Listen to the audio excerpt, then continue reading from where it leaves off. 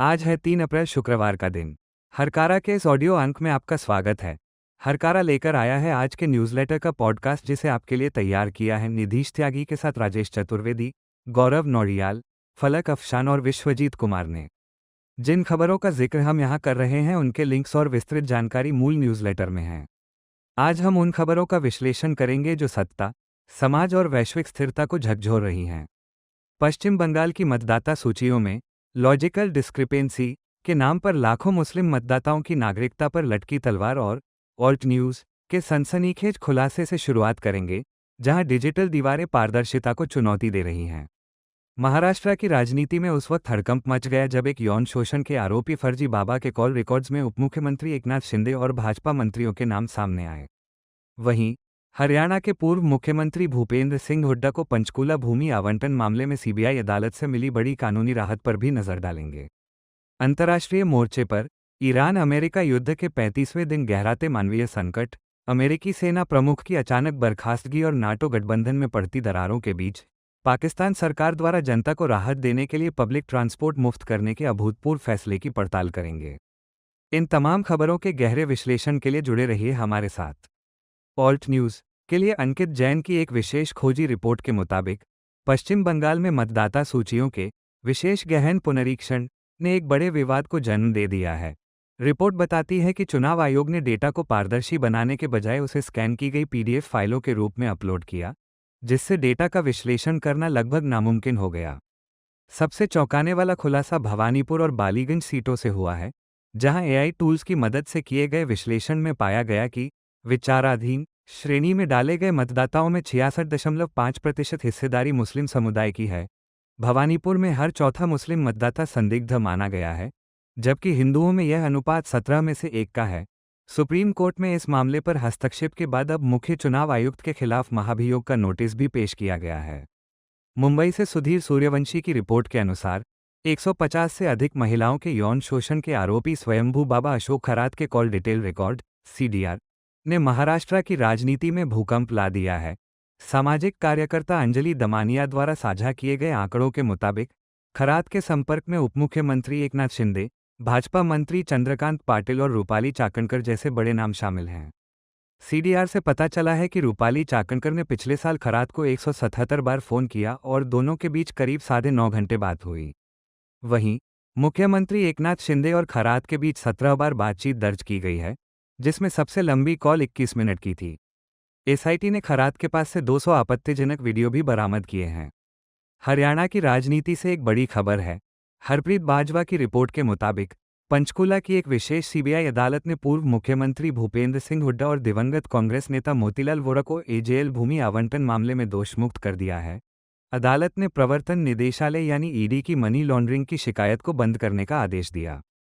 यह फैसला supreme court के विजय मदनलाल चौधरी मामले के उस सिद्धांत पर आधारित है जिसमें कहा गया था कि यदि मूल अपराध यानी प्रेडिकेट ऑफेंस में आरोपी बरी हो जाता है तो मनी लॉन्ड्रिंग का मामला नहीं चल सकता।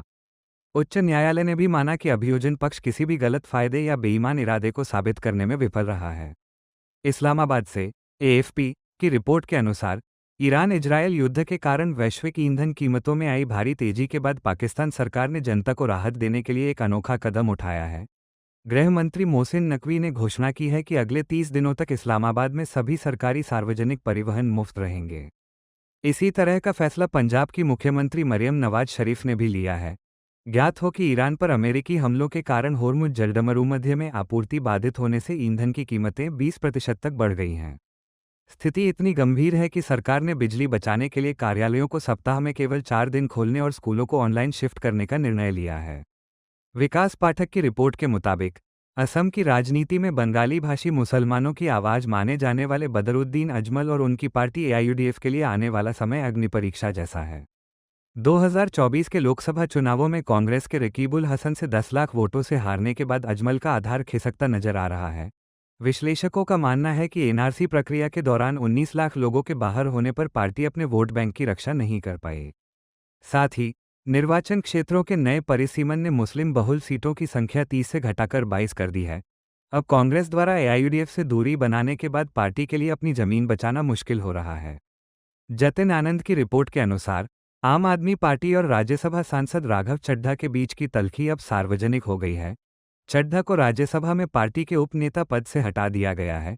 पार्टी सूत्रों का आरोप है कि जब अरविंद केजरीवाल जेल में थे, तब चड्ढा लंबे समय तक गायब रहे और संकट के समय साथ नहीं दिया। उन पर यह भी आरोप है कि वे पार्टी के मुद्दों के बजाय व्यक्तिगत छवि चमकाने में लगे थे। दूसरी ओर, राघव चड्ढा ने एक वीडियो संदेश में कहा कि उनकी आवाज़ दबाने की कोशिश की जा रही है। पार्टी फिलहाल उन्हें निलंबित नहीं कर रही है, लेकिन पंजाब सरकार के मामलों में उनके हस्तक्षेप और उनकी भविष्य की योजनाओं को लेकर संशय बना हुआ है।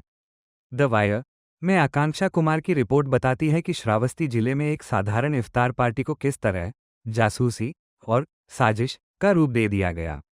भाजपा युवा मोर्चा के जिला अध्यक्ष के हस्तक्षेप के बाद 8 मुस्लिम पुरुषों को गिरफ्तार किया गया। आरोप था कि वे सोनपथरी आश्रम के पास मांस पका रहे थे, जिससे धार्मिक भावनाएं आहत हुईं। हालांकि वायरल वीडियो में खाना पकाने या मंदिर के पास गंदगी फैलाने के कोई ठोस सबूत नहीं मिले हैं। पुलिस ने भाजपा नेता के दबाव में दूसरी एफआईआर दर्ज की और आरोपियों पर संरक्षित वन क्षेत्र को नुकसान पहुंचाने का आरोप लगाया। फिलहाल कानूनी डर के कारण आरोपी अपने घर छोड़ने को मजबूर हैं। गीता सुनील पिल्लई की रिपोर्ट के मुताबिक सूचना के अधिकार के तहत मिली जानकारी ने आईआईएम अहमदाबाद में विविधता के दावों की पोल खोल दी है। संस्थान में कुल 100 फैकल्टी सदस्यों में से 99 सामान्य श्रेणी के हैं और अनुसूचित जाति, अनुसूचित जनजाति या ईडब्ल्यूएस वर्ग से एक भी प्रोफेसर नहीं है। पूरे संस्थान में केवल एक ओबीसी असिस्टेंट प्रोफेसर हैं। यही हाल आईआईटी दिल्ली और कानपुर जैसे अन्य प्रमुख संस्थानों का भी है, जहां 85 से 90% तक पदों पर केवल सवर्णों का कब्जा है। आरक्षित श्रेणियों के लिए आवंटित पद वर्षों से खाली पड़े हैं, जो उच्च शिक्षा संस्थानों में भर्ती प्रक्रिया पर गंभीर सवाल खड़े करते हैं।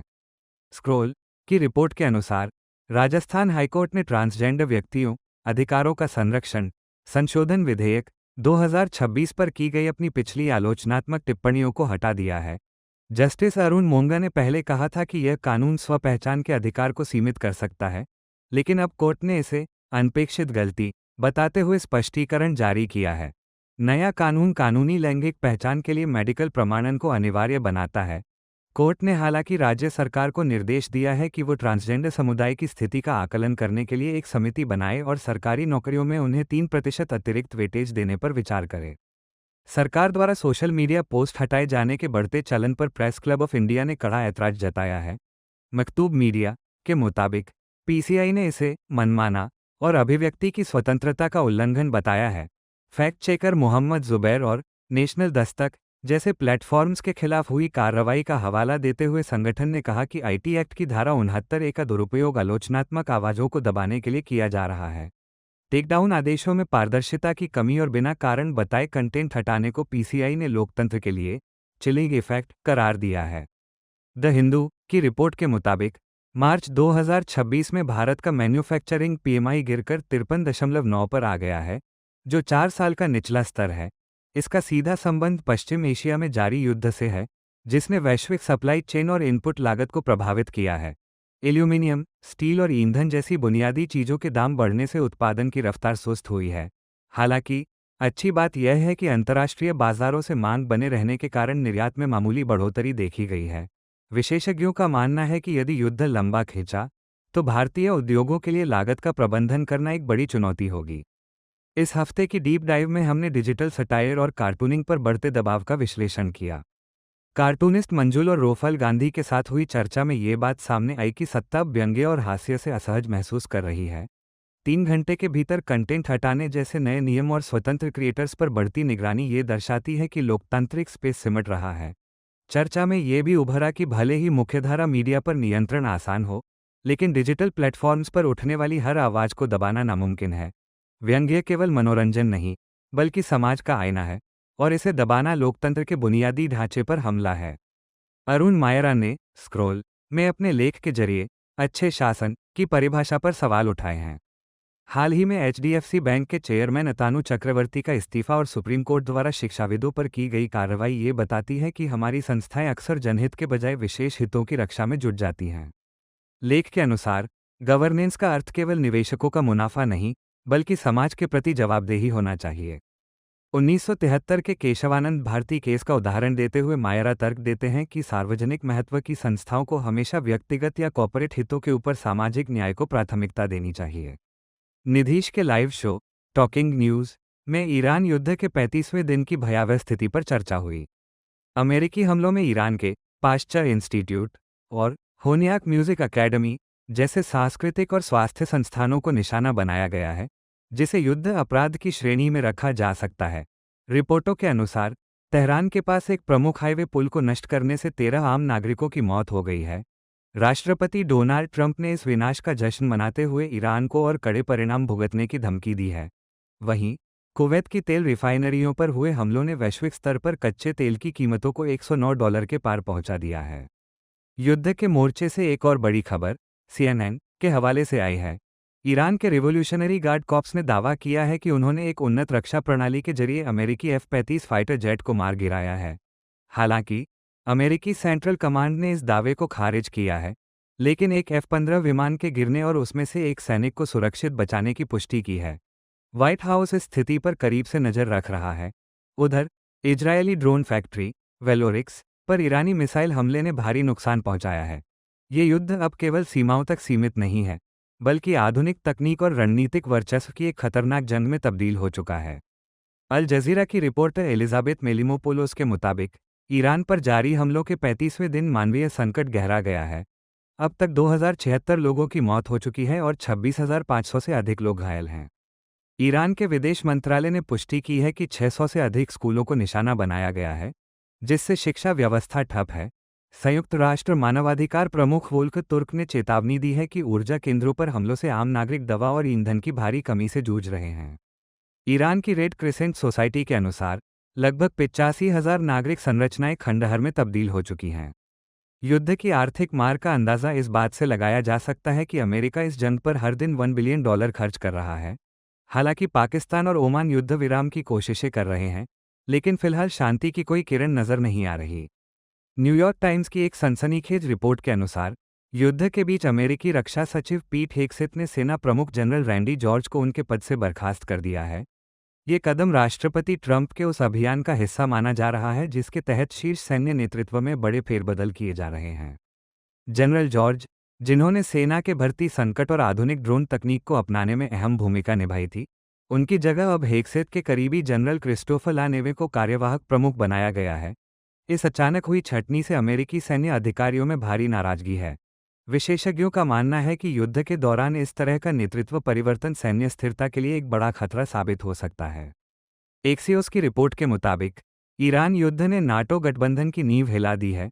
राष्ट्रपति ट्रंप ने उन सहयोगी देशों को काय करार दिया है जिन्होंने अमेरिका को अपने सैन्य बेस इस्तेमाल करने की इजाज़त नहीं दी। ट्रंप ने गठबंधन से पूरी तरह बाहर निकलने की धमकी भी दी है। दूसरी ओर फ्रांस के राष्ट्रपति इमैनुएल मैक्रों ने ट्रंप की कड़ी आलोचना करते हुए कहा है कि बिना सलाह के शुरू किए गए इस युद्ध की कीमत पूरा यूरोप चुका रहा है। रक्षा विशेषज्ञों का मानना है कि पश्चिमी देशों की इस आपसी खींचतान का सीधा फायदा रूस को मिल रहा है, क्योंकि तेल की बढ़ती कीमतों से रूस की अर्थव्यवस्था मजबूत हो रही है और नाटो का ध्यान अपनी आंतरिक कलह में बंटा हुआ है। आज के पॉडकास्ट में बस इतना ही। ऐसी ही तथ्यपरक और गहरी खबरों के लिए हमारे साथ बने रहें। धन्यवाद।